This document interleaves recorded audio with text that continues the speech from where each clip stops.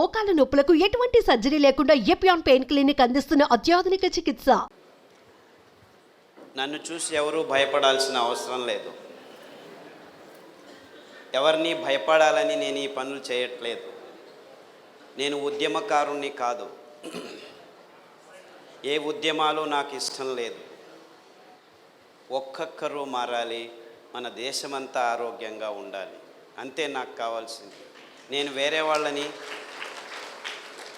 ఎదురుసుకొని మీరంతా తప్పు చేస్తున్నారు అని చెప్పేదానికి రాలేదు. మనమంతా అందరూ అపోలో హాస్పిటల్లో ఉన్న వాళ్లకు రోగాలు ఉన్నాయి. ఆ డాక్టర్లు రోగాలతోనే కష్టపడుతున్నారు. 100 మంది ఎండి ఎంఎస్ డాక్టర్లను తీసుకుంటే అందులో 18 మంది బీపీ ట్యాబ్లెట్ తీసుకుంటున్నారు. 28 మంది డయాబెటీస్ రోగంతో బాధపడుతున్నారు. అందులోనూ 16 మందికి క్యాన్సర్ రోగాలు వస్తున్నాయి. అంటే గడిచిన 50 సంవత్సరాల్లో ఏ ఒక్కరిని ఈ రోగాలు వదలట్లేదు. స్వామీజీలకు రోగాలు ఉన్నాయి, చీఫ్ మినిస్టర్లకు రోగాలు ఉన్నాయి, లెక్చరర్లకు రోగాలు ఉన్నాయి, బ్రాహ్మణులకు రోగాలు ఉన్నాయి, ముస్లింలకు రోగాలు ఉన్నాయి, క్రిస్టియన్లకు రోగాలు ఉన్నాయి, జైన్స్కు రోగాలు ఉన్నాయి, సిక్కులకు రోగాలు ఉన్నాయి. ఎవరిని వదిలిపెట్టడం లేదు. చిన్న పిల్లలకు రోగాలు వస్తున్నాయి. కానీ మేడం చెప్పినట్టు బుద్ధుడు అనేవాడు ఒకడు ఉండేవాడు. వాడి దగ్గరికి ఒక ఆవిడ తన చిన్న పిల్లని తీసుకెళ్ళి, చనిపోయింది పాప. బుద్ధుడు చాలా గొప్పవాడు, భగవానుడు, దేవుడు అంతటి వాడు. బాబు నా పాపను బతికించు అని తీసుకెళ్ళిందట. బుద్ధుడు అప్పుడు చెప్పాడు, లేదమ్మా నేను బతికించలేను, నాకేమీ తెలియదు ఇలాంటివన్నీ. లేదు నీవు చాలా గొప్పవాడివి, బతికించాలి అని పట్టుబట్టింది. ఆవిడకి తన పిల్ల మీద వ్యామోహంతో వదలకుండా ఏడుస్తూ అక్కడే కూర్చుండిపోయింది. అప్పుడు బుద్ధుడు ఏం చేయడం తోచకుండా ఇవిడికి ఎలాగైనా జ్ఞానోదయం కావాలి అని, ఏం కావాలి, మీ పాపను బతికించాలంటే ఏదైనా ఇంటికి వెళ్ళి, చావులేని ఇంటికి వెళ్ళి ఆవాలు తీసుకురామ్మా, ఆ ఆవాలతో నేను బతికిస్తాను అన్నాడు. ఆహా అనుకొని ఆవిడ పరిగెత్తుకుంటికి వెళ్ళి అందరి ఇళ్ళకు వెళ్ళడం మొదలుపెట్టింది. ఒక 10 ఇళ్ళకు వెళ్ళి అడిగే లోపలికి తెలిసిపోయింది ఆవిడకి ప్రతి ఇంటిలోనూ చావు ఉంది అని. ఇదే కథ ఇప్పుడు జరిగితే బుద్ధ భగవానుడికి ఆ చావు అనే పదం అవసరం లేదు. ఏ ఇంటికైనా వెళ్ళు, డయాబెటీస్ బీపీ లేకున్న ఇళ్ళల్లో నుంచి ఆవాలు తీసుకురా అంటే మన దేశం కాదు, ఏ దేశానికైనా వెళ్ళండి. అంటే ఈ రోగాలు ప్రతి ఇంటిలో ఉన్నాయి. నేను ఇలా లెక్చర్ ఇస్తుంటే మండ్యా దగ్గర చిన్న పల్లెలో, ఏంటి సార్ ఇంకా మీరు ఇళ్ళల్లో ఉన్నారు, ప్రతి ఒక్కరి జోబుల్లో ట్యాబ్లెట్ ఉన్నాయి చూడండి అని ఇలా చూపిస్తున్నారు. అంటే ఇంటిలో ప్రతి ఒక్కరికి రోగాలు ఉన్నాయి. ఇంట్లో కాదు, ఇంట్లో ఉన్న ప్రతి ఒక్కరికి రోగాలు ఉన్నాయి.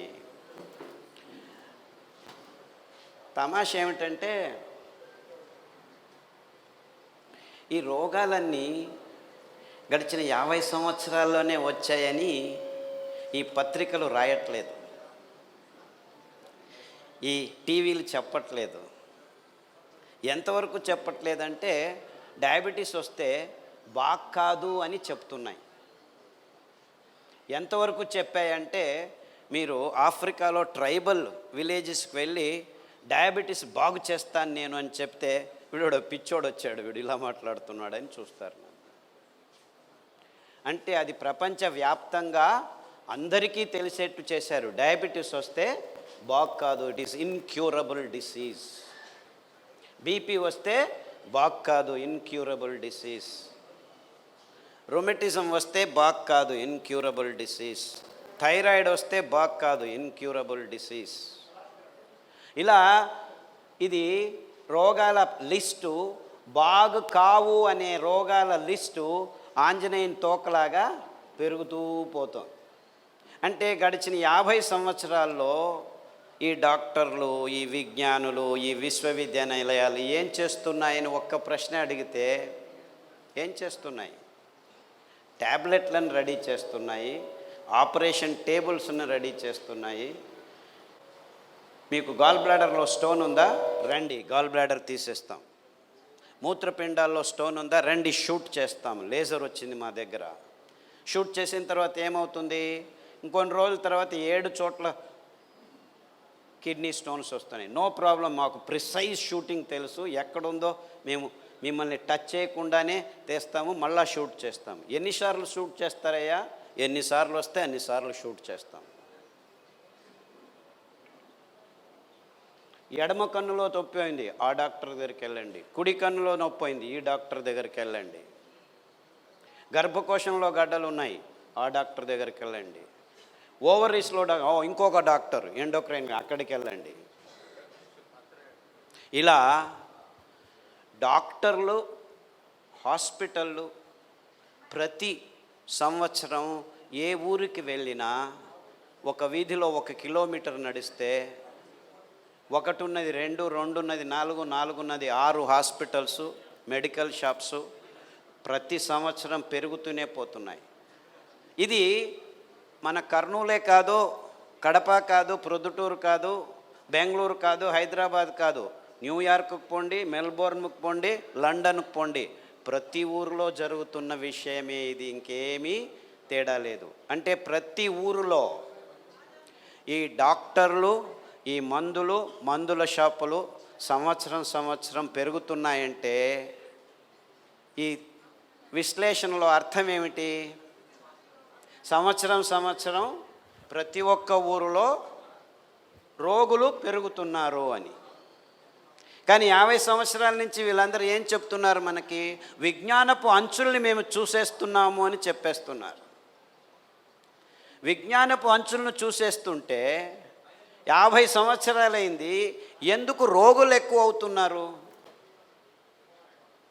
మీరు విజ్ఞానాన్ని అంతగా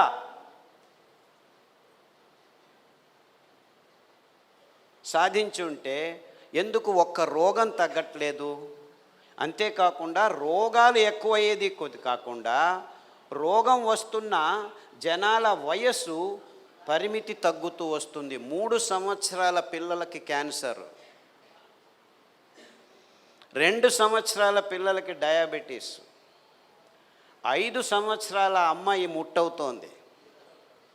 ఇది రోగం కాదు.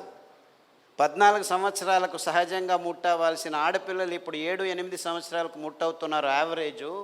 మొన్న నాకు ఫోన్ చేసి, మొన్న 4 సంవత్సరాల పాపకు ముట్టయింది, ముట్ట ఆగటం లేదు, ఏం చేయాలో దిక్కు తెలియటం లేదు, స్టిరాయిడ్ ఇంజెక్షన్ ఇచ్చాము, 3 వారాలకు ఒకటి ఇచ్చాము, ఒక్కొక్క ఇంజెక్షన్ 6,000 రూపాయలు, అయినా ఆగట్లేదు, 3వసారి మళ్ళా వచ్చింది, ఏం చేయాలి అని. ఏమీ చేయొద్దండి, మళ్ళా డాక్టర్ దగ్గరికి వెళ్ళకండి అని చెప్పాను, అంతే. డాక్టర్ దగ్గరికి వెళ్ళకండి, మీ ఊర్లో ఎక్కడైనా రావి చెట్టు ఉంటే ఆ రావి చెట్టు చుట్టూ తిరగండి, ఆ ఆకులు తీసుకొచ్చి రోజు కషాయం తాగండి, సామె బియ్యం పాపకు గంజి చేసి తాగించండి, పొద్దున గంజి చేసి రాత్రి తాగించండి, రాత్రి గంజి చేసి పొద్దున తాగించండి అని చెప్పాను. 3 రోజుల్లో అమ్మాయికి ముట్టు ఆగింది. 1 కాదు, 2 కాదు, 3 కాదు, ఇలా నాకు గడిచిన 10 సంవత్సరాల నుంచి వారానికి ఒకరు ఫోన్ చేస్తూనే ఉంటారు. 100 మందికి ఈ చిన్న సహాయం అంటే సామెల గంజలు తాగండి, రావి చుట్టూ తిరగండి, రావి ఆకు కషాయం తాగండి, దగ్గరలో వేపాకు దొరికితే వేపాకు కషాయం తాగండి. చిన్న పిల్లలకి ఇంత ఘాటుగా ఉంటాయి కషాయం అంటే మీరు కంగారు పడకండి. 1 లీటర్ని 1/4 లీటర్కు కుదించాలి, అందులో ఘాటుగా ఉంటుంది, దాని వాసన చూస్తేనే మాకు కష్టమవుతుంది, ఎలాగో ముక్కు మూసుకొని మింగాలి, అలాంటిదేం కాదు. జస్ట్ 4 ఆకుల్ని నీళ్ళల్లో 4 నిమిషాలు మరిగించి వడపోసుకొని దానికి మంచి తాటి బెల్లం పాకం వేసుకొని రుచిగా చిన్న పిల్లలకు కూడా తాగించవచ్చు, మీరు తాగొచ్చు. ఇలాంటి కషాయాలు ఒక 50 రకాల కషాయాలని మేము గడిచిన 10 సంవత్సరాల్లో మానవునికి వస్తున్న అనేక రోగాలకు అతి సరళంగా ఉపశమనాన్ని కలిగించే విధానాన్ని కనుక్కున్నాం. అది రావి ఆకు కావచ్చు, పారిజాతం ఆకు కావచ్చు, జామ ఆకు కావచ్చు. ఈ దినం వచ్చారు ఒక ఆయన, డాక్టర్ ఆయన, 80 సంవత్సరాలు నిన్నాయి, 80 సంవత్సరాలు. తలనొప్పి, మైగ్రేన్ హెడేక్, గడిచిన 35 సంవత్సరాలుగా ట్యాబ్లెట్ తీసుకుంటున్నాడు. ఈజ్ ఎ ప్రాక్టీసింగ్ డాక్టర్, ఇప్పటికీ ప్రాక్టీస్ చేస్తున్నాడు.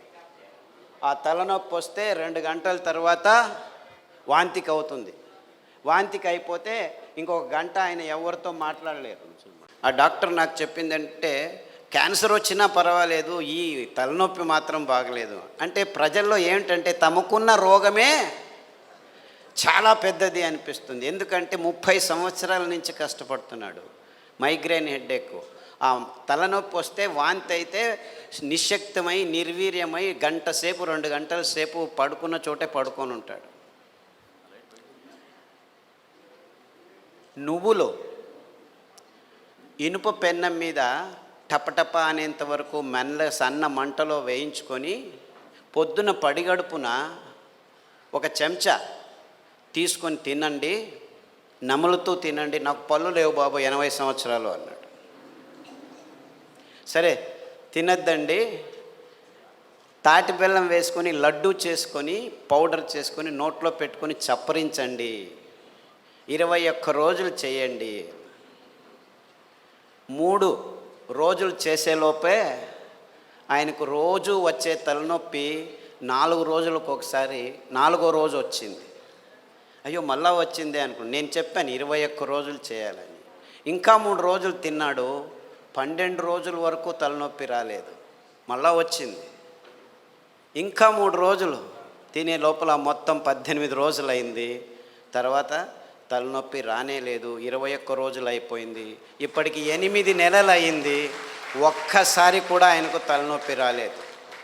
ఈ మనిషి ప్రాక్టీసింగ్ ఎండి డాక్టర్, 30 సంవత్సరాలు ఈ సో కాల్డ్ ఆయన అమెరికాకి వెళ్ళాడు, అన్ని చోట్లకు వెళ్ళాడు, లెక్చర్లు ఇచ్చాడు, అంతా చేశాడు, ట్యాబ్లెట్లు తీసుకుంటూనే ఉన్నాడు. They could not help themselves.